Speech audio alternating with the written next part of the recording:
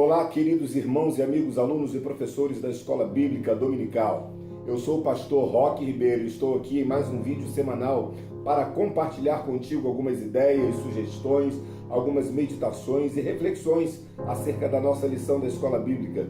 Hoje nós vamos conversar sobre a lição número 7, lição esta que tem como título A Queda do Ser Humano. E logo na introdução eu quero te fazer aquelas perguntas, aquelas dúvidas que poderão surgir em sala de aula. Dúvidas como tipo: a história bíblica de Adão e Eva é uma história real, literal, ou é uma história fictícia, folclórica, alegórica? Deixe-me fazer uma outra pergunta. Deus sabia que Adão iria pecar? Outra pergunta: se Deus sabia, por que ele não fez nada para impedir? Como pode Deus saber que alguns vão se perder e mesmo assim permitir? Outra dúvida que poderá surgir em sala de aula: havia a possibilidade de Adão não pecar? Ou ele já estava predestinado para isso? Mais ainda uma pergunta: a soberania de Deus, ela anula ou interfere a responsabilidade humana? Estas e outras questões poderão surgir em sala de aula no próximo domingo, e é importante que o professor esteja atento, é importante que o professor, ao longo da semana, estude, pesquise em várias fontes, para que assim, com a graça de Deus, com a unção do Espírito Santo de Deus, possa dar uma aula de excelência. Eu sou o pastor Roque Ribeiro e estou aqui para conversar um pouco mais contigo. Não esquece de se inscrever no nosso canal, clicar no sino das notificações para que você possa receber mais os nossos vídeos, os lançamentos dos nossos vídeos. Não se esqueça também de dar um joinha aí no nosso vídeo e, se possível, deixe um comentário, deixe a sua opinião acerca da lição, acerca do nosso canal, acerca do nosso vídeo. Diga se gostou, se não gostou, o que podemos melhorar. Estamos à disposição dos amigos, dos irmãos. Então, vamos à lição A Queda do Ser Humano.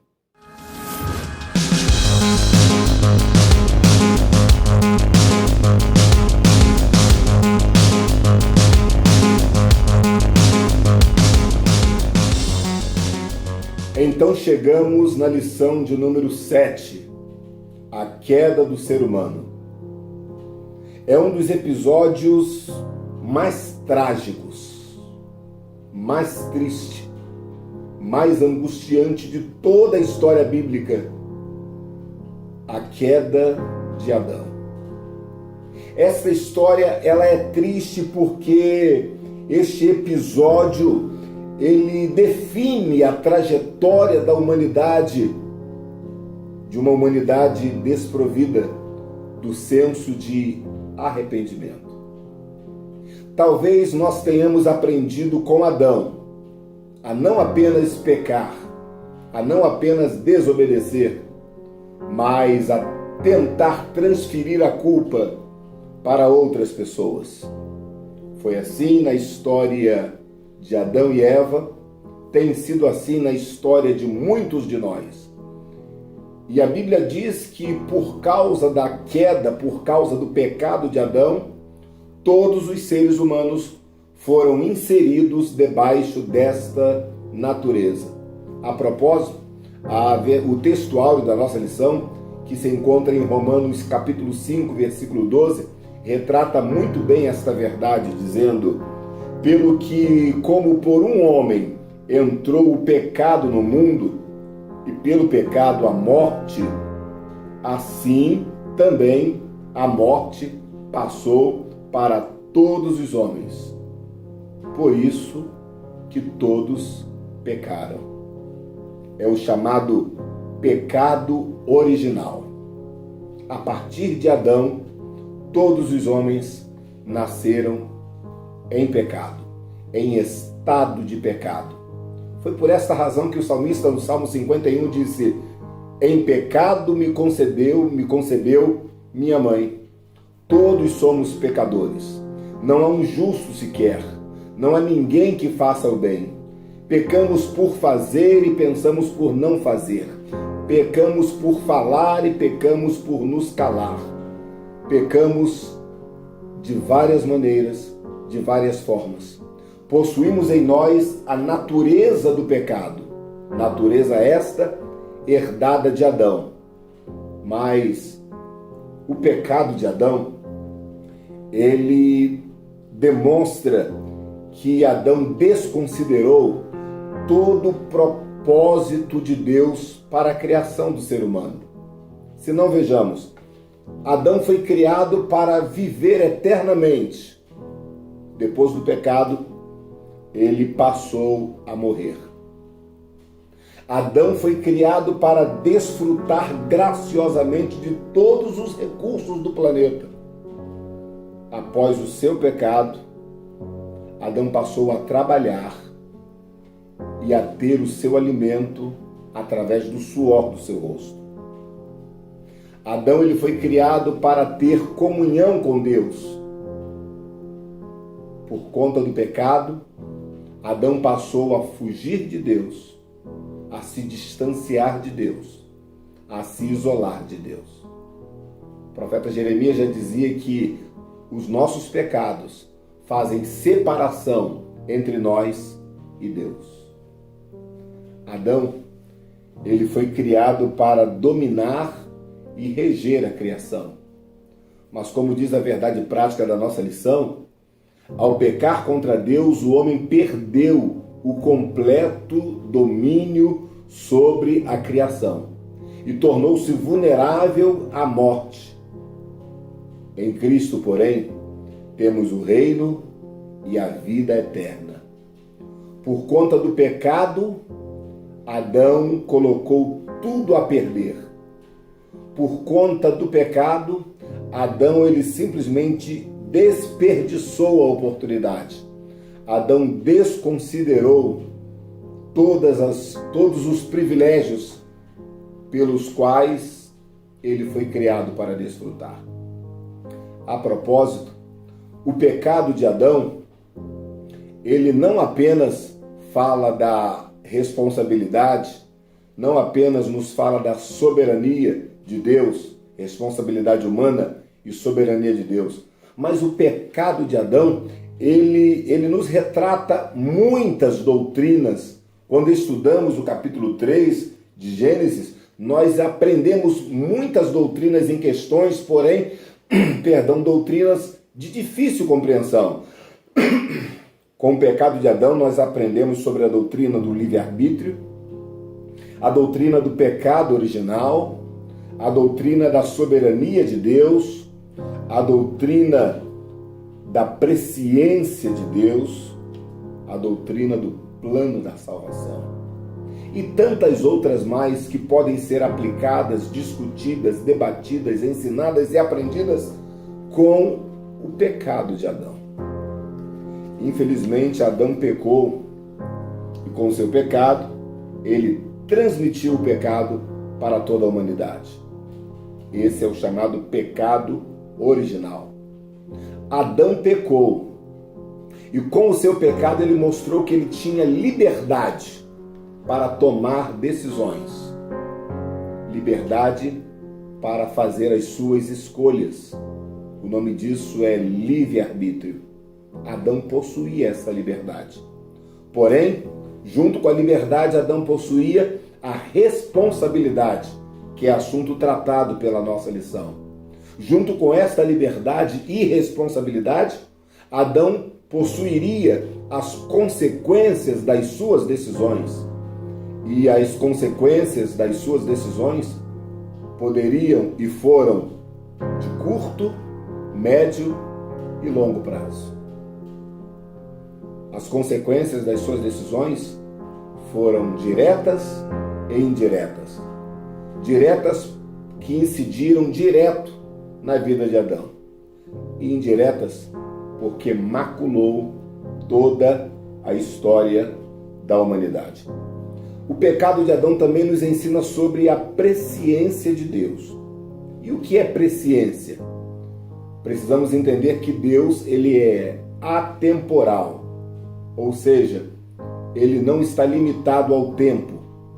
Deus está fora da lacuna do tempo. Deus criou o tempo.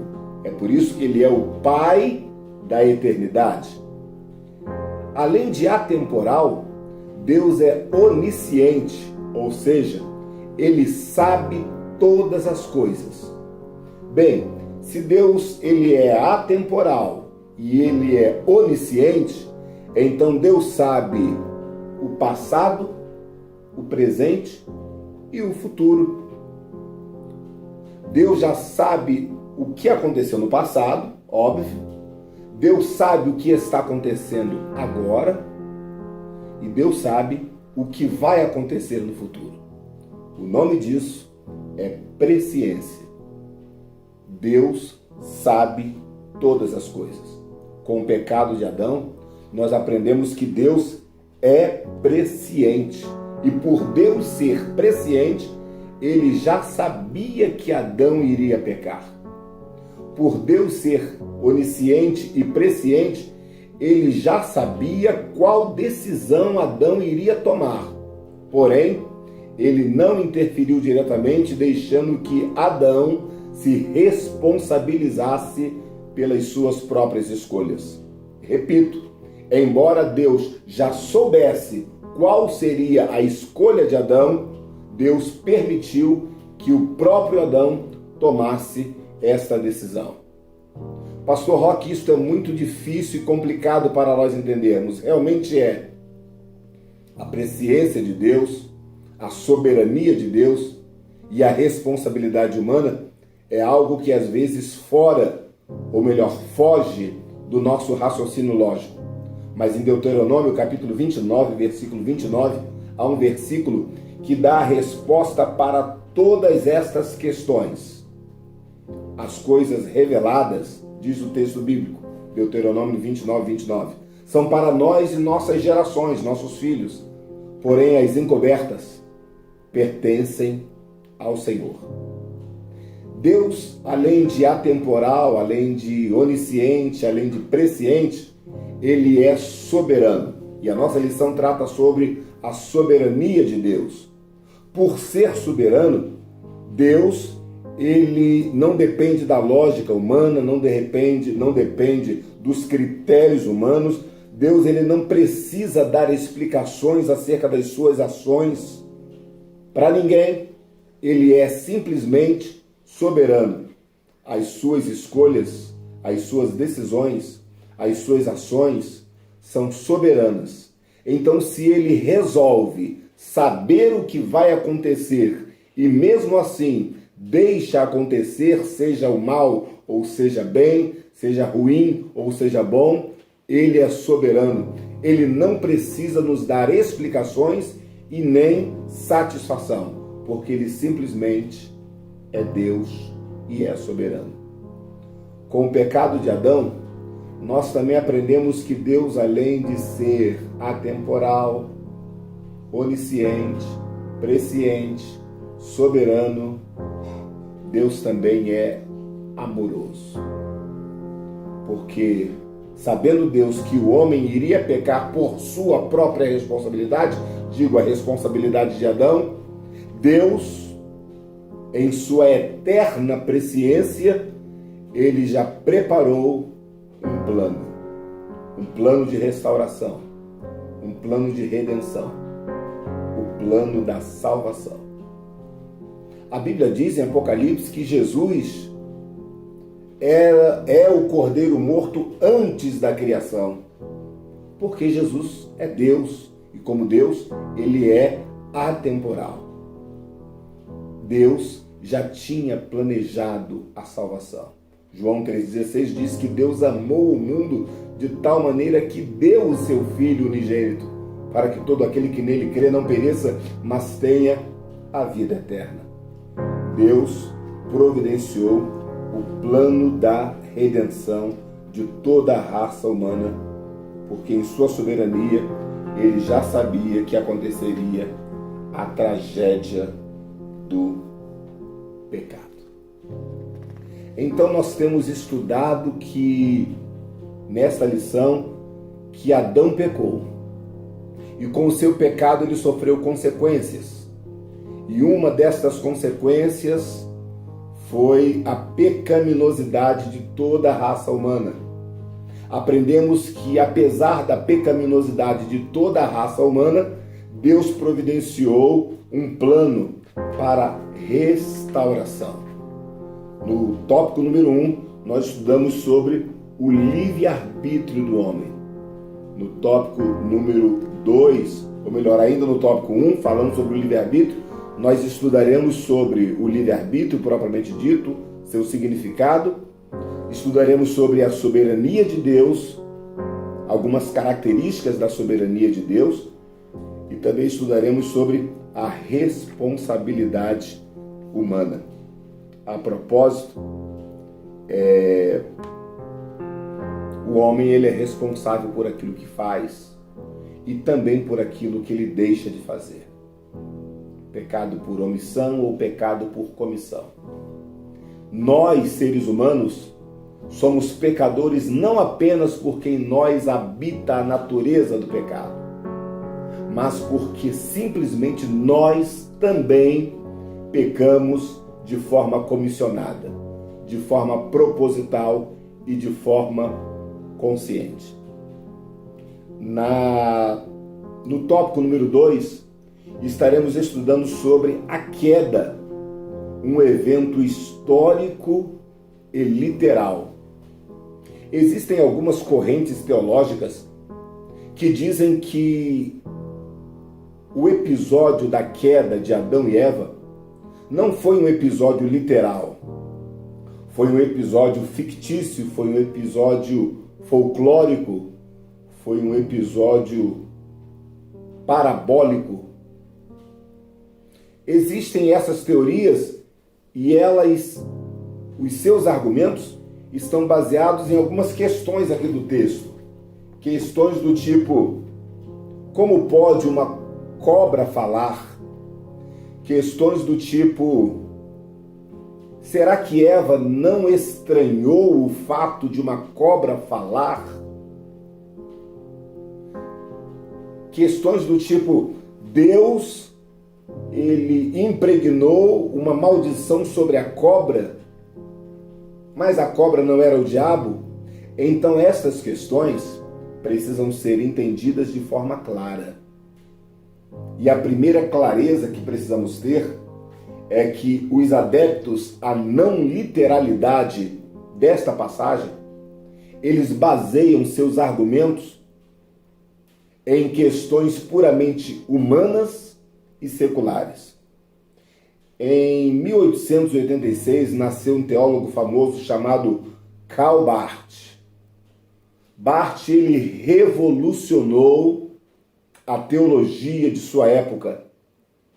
Ele foi um ferrenho lutador contra o nazismo e contra a união da igreja com o nazismo, do nazismo com a igreja.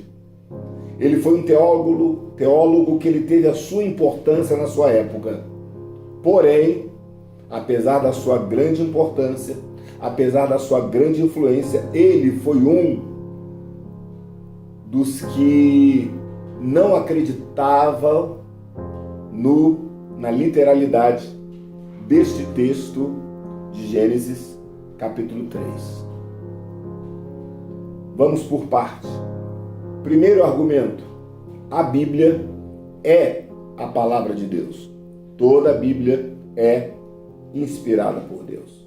Se toda a Bíblia é inspirada por Deus, logo Gênesis capítulo 1, 2, 3, 4, 5 até Apocalipse 22 é inspirado por Deus. Toda a Escritura é inspirada por Deus. Argumento número 2. Encontramos várias passagens da Bíblia de animais sendo usados, seja por Deus ou seja pelo diabo.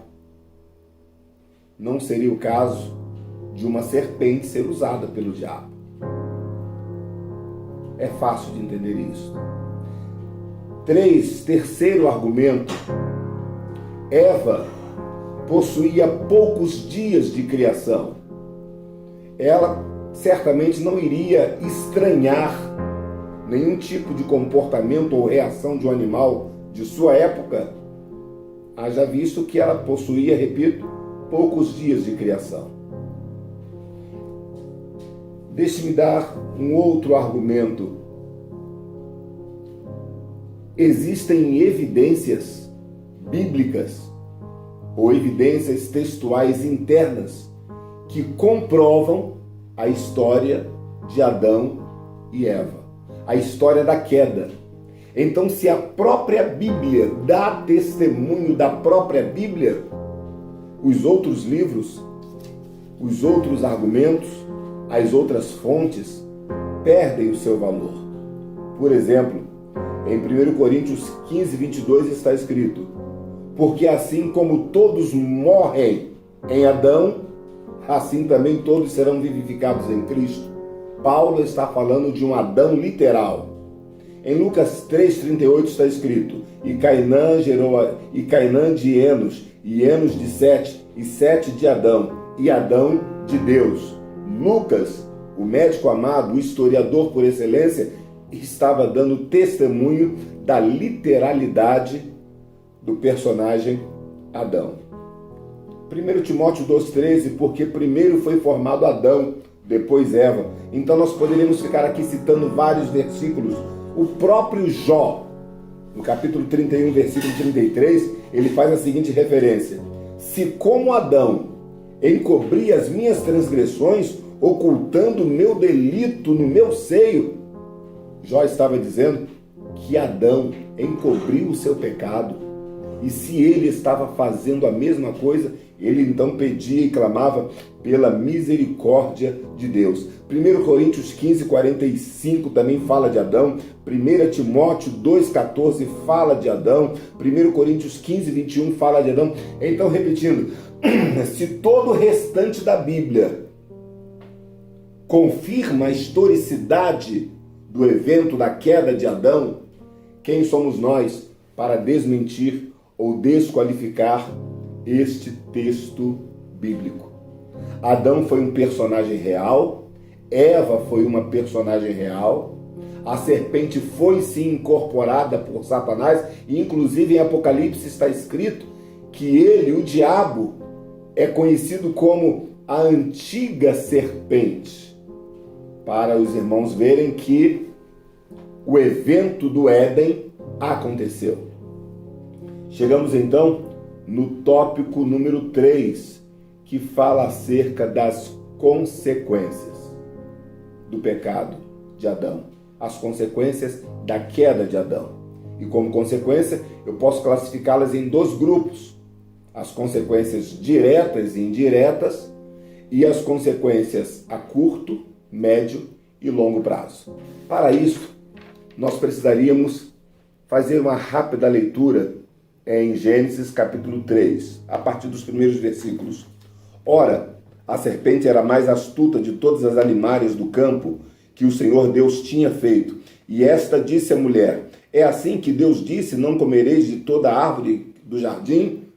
O diabo já começa com uma mentira, porque Jesus falou que ele é o pai da mentira e ele peca desde o princípio.